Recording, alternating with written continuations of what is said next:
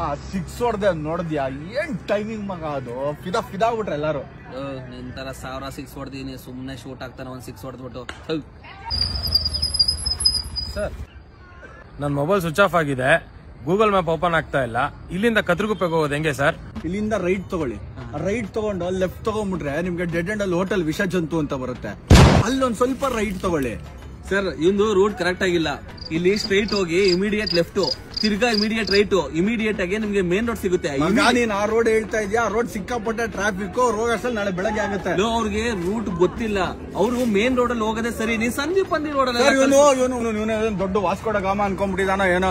ಒಂದ್ಸಲ ಕನಕ್ಪುರ ರೋಡ್ಗೆ Google map ಹಾಕೊಂಡು ಕನ್ಯಾಕುಮಾರಿಗೆ ಹೋಗಿದ್ ನನ್ ಮಗ ಸರ್. ಇವನ್ ಮಾತು ಕೇಳ್ತೀರಾ ನೀವು? ನಿಮ್ ಮನೆ ರೂಟ್ ನಿನ್ಗೆ ಗೊತ್ತಿಲ್ಲ, ನನಗೆ ಹೇಳ್ತಾನೆ. ಅಲ್ಲಿ ಹಂಗಾರೆ ನಂಗೆ ಗೊತ್ತಿಲ್ವಾ?